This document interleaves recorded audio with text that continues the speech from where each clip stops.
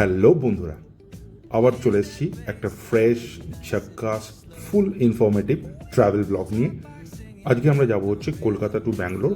So flight details, travel details, ওখানকার staycation ideas, food and যা যা ডিটেলস আছে সেই সমস্ত কিছু নিয়ে একদম একটা নতুন ব্লগ নিয়ে চলে এসেছি। তো ব্লগটা দেখতে থাকো, চলো শুরু করা যাক। Let's start.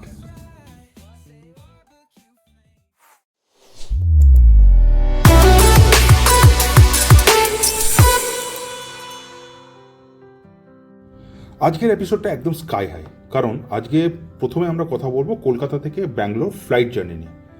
এখন তোমরা হয়তো ভাবছো ফ্লাইট মানেই তো সাধারণত 2 ঘন্টার ব্যাপার, কিসের এত গল্প?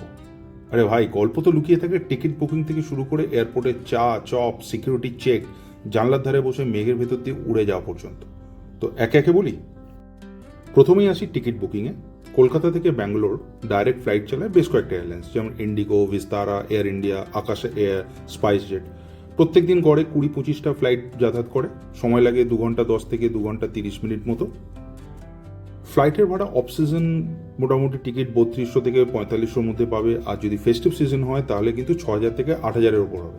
আর যদি লাস্ট মোমেন্টে বুক করো তাহলে ভাই ওটা কিন্তু 9000 পার হয়ে যেতে পারে। আর যদি 1 মাস আগে বুক করো তাহলে অতটা চাপ পড়ে না।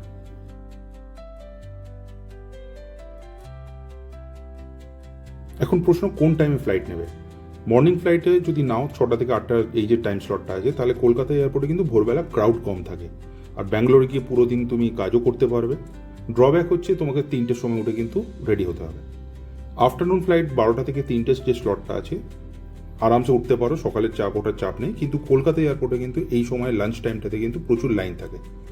আর ইভিনিং টাইমে যে 6টা থেকে 9টার যে স্লটটা আছে সেইটা হচ্ছে তুমি অফিস শেষ করে বা লেট ইভিনিং তুমি ফ্লাইট ধরতে পারো, কিন্তু ব্যাঙ্গালোর পৌঁছতে কিন্তু লেট হয়ে যাবে। তো আমার মতে কিন্তু সকাল সকাল ফ্লাইট যাওয়াটাই পারফেক্ট। এয়ারপোর্টটাও ফাঁকা, মেজাজও ফ্রেশ।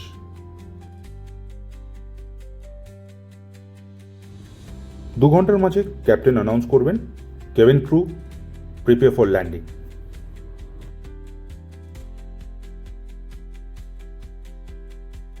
ফ্লাইটে উঠলেই শুরু হয় আসল মজা। কলকাতার লাল হলুদ রুফটপস নিচে ছোট ছোট বাক্সের মতো দেখায়, আর তারপর ধীরে ধীরে সব মেঘ ঢেকে যায়। 2 ঘন্টার মধ্যে ওয়েদার পুরো বদলে যায়। ব্যাঙ্গালোরের দিকে নামতেই সবুজ ঝোপঝাড়, লম্বা রাস্তা, গার্ডেন সিটির পরিচয় দেয়।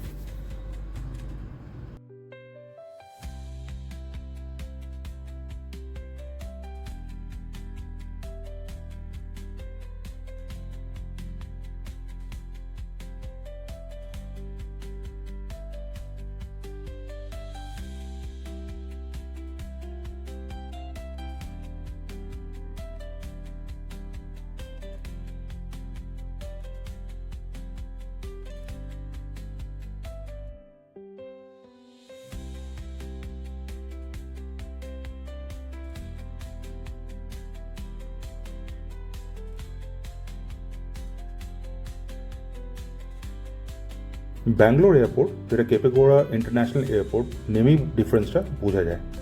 বড়, ঝকঝকে, মডার্ন ডিজাইন। কলকাতা থেকে অনেকটা ক্লিন বলতে পারো। গেট থেকে এক্সিট পর্যন্ত শাটল বাস নিতে হয়, কারণ এয়ারপোর্টটা কিন্তু হিউজ। লাগেজ আসতে অ্যাভারেজ 15-20 মিনিট লাগে। এখান থেকে সিটিতে যেতে প্রায় আরও 1.5 ঘন্টা মতো টাইম লাগে, থ্যাঙ্কস টু ব্যাঙ্গালোর বিখ্যাত ট্রাফিক। এয়ারপোর্ট থেকে বেরিয়ে এই সাইনটা লক্ষ্য করবে, এখান থেকে কিন্তু তোমরা ওলা অথবা উবের বুক করতে পারবে।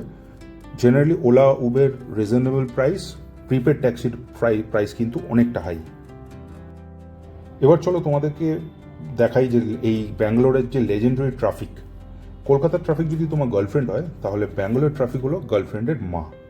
মর্নিং অফিস টাইমে, ইভিনিং অফিস টাইমে উবের, রিক্সো সব ধীরে ধীরে চলে। 5 কিলোমিটার যেতে প্রায় 30-40 মিনিট মতো সময় লাগে।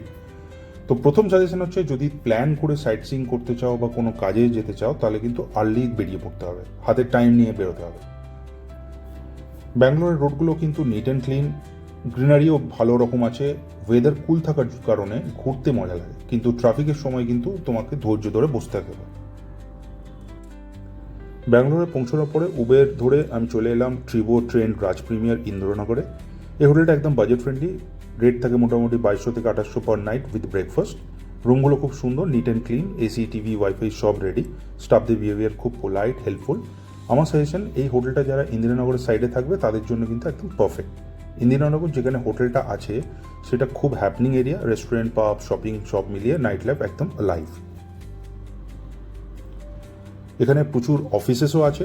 সো আমি যেহেতু অফিসে কাজে এসেছিলাম, তো আমার জন্য এই এরিয়াটা অনেক বেটার ছিল।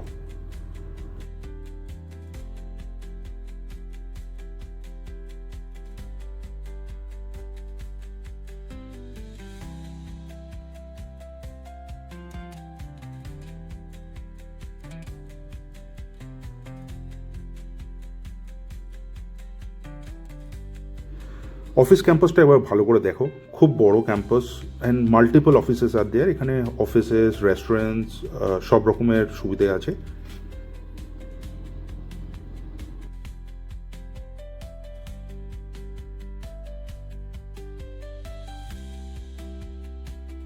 ইন্দিরানগরের দিকে আসলে খুব ভালো ভালো রেস্টুরেন্ট আছে। সাউথ ইন্ডিয়ান দোসা থেকে নর্থ ইন্ডিয়ান বিরিয়ানি, কন্টিনেন্টাল থাই সব অ্যাভেলেবেল।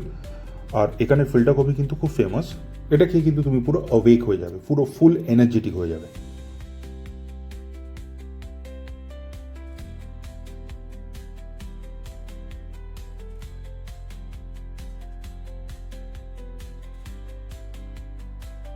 কাজ শেষে আবার রিটার্ন, আবার ফ্লাইট ধরে কলকাতা ফিরছি। রিটার্ন ফ্লাইট আমার ইভিনিং টাইমে ছিল। ফ্লাইট ডিউরেশন আবার ওই 2 ঘন্টা 20 মিনিট মতো। প্রাইস অলমোস্ট সেম, 3.5 থেকে 4,000 টাকা ছিল। এয়ারপোর্টের চেক ইন কিন্তু একটু লং কিউ থাকে, তাই অ্যাটলিস্ট 2 ঘন্টা আগে কিন্তু চলে এসো। ব্যাঙ্গালোর এয়ারপোর্ট খুব হিউজ, শপিং অপশন অনেক, তাই এক্সট্রা টাইমে কিন্তু প্রচুর এনজয় করতে পারবে। এই এয়ারপোর্টটা শুধু প্লেন ওঠানামার জায়গা না, এটা আসলে একটা মিনি মল। এখানে ঢুকলে দেখবে প্রচুর কাউন্টার্স আছে, ব্র্যান্ডেড শোরুমস আছে, কফি শপ আর মিষ্টিগন্ধে মাথা ঘুরিয়ে দেওয়ার মতো ফুড কোর্ট। চলো তোমাদের কয়েকটা দোকান দেখাই।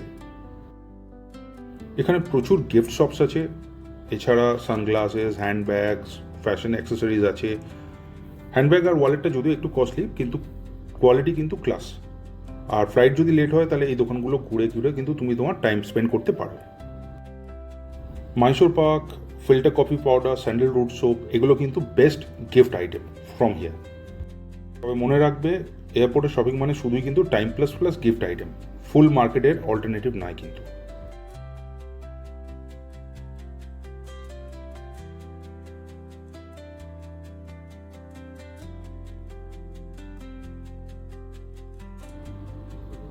আমি রাতের দিকে ফ্লাইটটি শুধুমাত্র এই ভিউগুলো দেখার জন্যে। রাতের শহরটাকে দেখতে, কলকাতা শহরটাকে দেখতে একটা আলাদা লেভেলের কিন্তু লাগে, আমার কিন্তু অসাধারণ লাগে।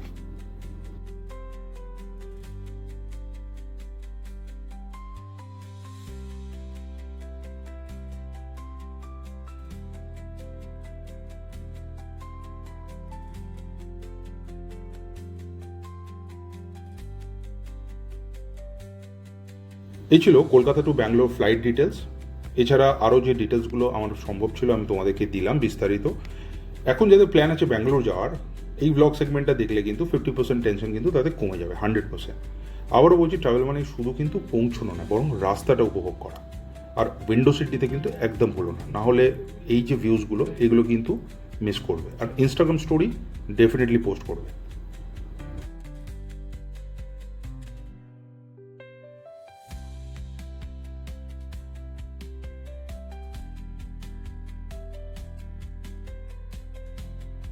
আশা করব এই ব্লগটা তোমাদেরকে হেল্প করবে, তোমাদেরকে কিছু ইনফরমেশন আমি দেওয়ার চেষ্টা করলাম।